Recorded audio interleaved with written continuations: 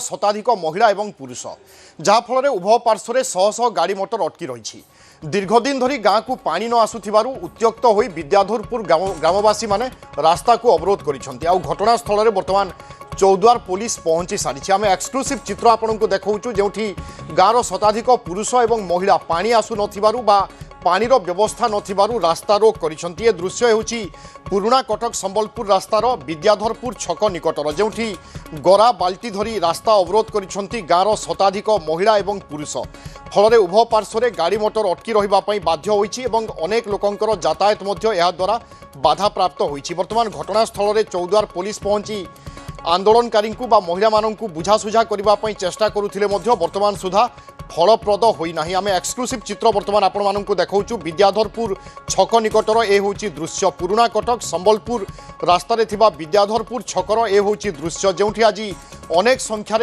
पुरुष एवं महिला एकत्रित होती आंदोलन करिसेंती रास्ता अवरोध करा जायछि।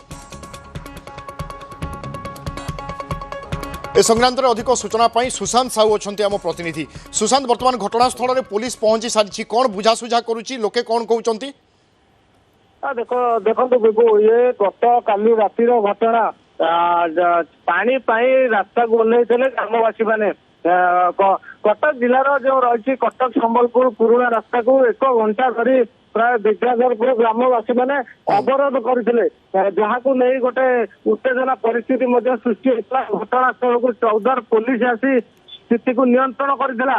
अन्यपटे स्थानीय सरपंच आसी बुझासुझा करने पंचायतवासी को पानी जोगई दिया प्रतिश्रुति पर धारणा प्रत्याहृत होता। बिगु अर्थात धारणा वर्तमान प्रत्याहृत होईछि एवं प्रशासन पहुंची लोकं को प्रतिश्रुति देछि। ए होछि एक्सक्लूसिव चित्र किछि समय तलर जोठी शताधिक गाँव पुरुष एवं महिला रास्ता को अवरोध करथिले जहाँफल यातायात बाधा प्राप्त होइथिला एवं परे घटनास्थल में पुलिस पहुंचवा सहित लंबा समय धरी आंदोलनकारी सहित आलोचना करथिला एवं जहाँ आम प्रतिनिधि ताजा अपडेट वर्तमान दौरान कि लोकं को प्रतिश्रुति देवा परे आंदोलन रु हटिछंती। अर्थात सुशांत वर्तमान सबकिछि स्वाभाविक होइछि गमनागमन में कौन असुविधा नहीं आ प्रशासन कौन प्रतिश्रुति देला निहती भाव में कहवा धारणा प्रत्याहृत होगा यातायात स्वाभाविक होती। धारणा समय शताधिक गाड़ी मोटर उभय पार्श्वर अटकी रही जितेबाला धारणा प्रत्याहृत करते ग्रामवासी गाड़ी चलाचल स्वाभाविक होता एवं वर्तमान गाड़ी चलाचल स्वाभाविक होती।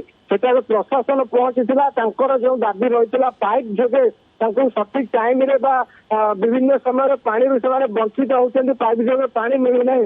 घटनास्थल में सरपंच पहुंची चौद्वार पुलिस पहुंची ग्रामवासी को बुझासुझा पर स्थायी प्रतिश्रुति देते कि पानी कौन समस्या हेबना पानी निहती भाव में जोगई दि प्रतिश्रुति पाइबा पर धारणा ग्रामवासी प्रत्याहृत करते। अन्यपटे गाड़ी चलाचल स्वाभाविक हो।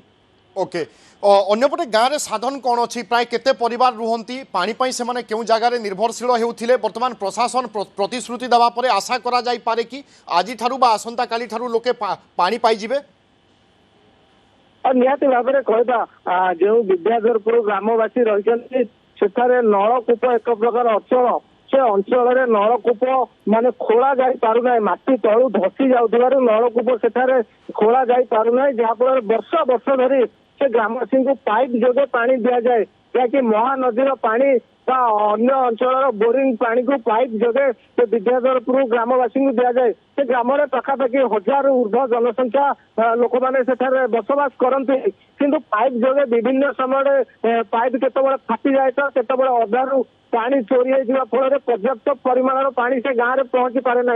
एमती दीर्घ दिन धरी समस्या लगी रही पूर्व सरपंच आसी प्रतिश्रुति देते असुविधा हेब ना किंतु 1 मास बीतीगला कौन स्थायी समाधान न होगा फल पुणी ग्रामवासी मैंने उत्त्यक्त हो राजरास्ता ओह्लैते।